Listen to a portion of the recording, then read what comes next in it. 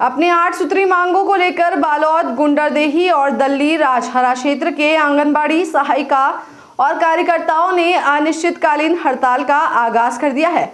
जिला मुख्यालय के बस स्टैंड पर हड़ताल के पहले दिन सैकड़ों सहायिका और कार्यकर्ता हड़ताल में शामिल हुए। इस दौरान प्रदेश सरकार के खिलाफ जमकर नारेबाजी भी की और प्रदेश सरकार पर वादाखिलाफी का आरोप लगाया। हड़ताल के जरिए आंगनबाड़ी सहायिका और कार्यकर्ता शासकीय कर्मचारी घोषित करने, मिनी आंगनबाड़ी कार्यकर्ता का पद समाप्त करने, 9 महीने का एरियर भुगतान करने सहित 8 मांगों को पूरा करने की मांग सरकार से की। हड़ताल को लेकर 1 सप्ताह की कार्य योजना बनाई गई है, जिसमें सभी सहायिका और कार्यकर्ता प्रदेश के मुख्यमंत्री और विभागीय मंत्री से मुलाकात करेंगे, जिसके बाद उनके आश्वासन के आधार पर आगे की रणनीति तैयार करेंगे। इधर हड़ताल को लेकर महिला और बाल विकास मंत्री ने कहा कि उनकी कुछ मांग जायज है, जिसे आने वाले बजट में पूरा किया जाएगा। मांगों को लेकर आज यहाँ पर हम धरने पर हैं और जिसमें से सरकारी कर्मचारी हमारा 9 महीने का एरियर्स हमको जो कलेक्टर दर से हमको जो दिया जाने वाला था मानदेय, वो भी नहीं हुआ। पिछली सरकारों से और वर्तमान सरकार भी इतना ही आश्वासन दे के हमको यहाँ तक आज तक लेकर आई है।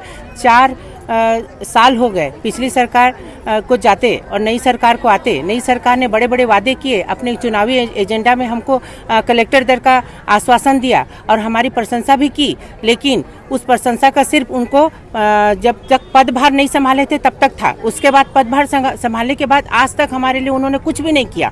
अभी तक भी वो लोग सोच नहीं रहे हमारे लिए।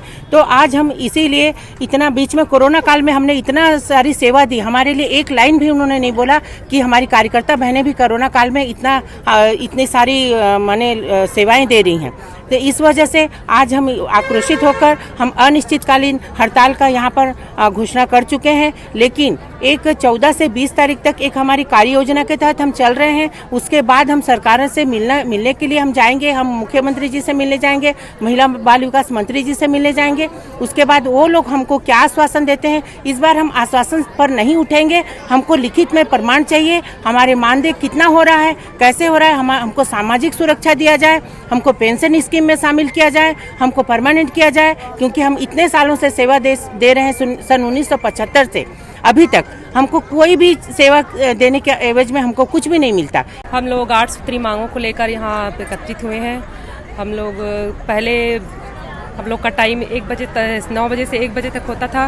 उसके बाद हम लोग का टाइम अब बढ़ा दिए हैं 9:30 से 3:30 बजे तक। लेकिन हम लोग का मानदेय अभी भी उतना ही है जितना पहले था, और काम तो बढ़ा दिए हैं, तो उनके हिसाब से मानदेय भी नहीं बढ़ा है, तो और काम भी बहुत ज़्यादा कर दिए हैं।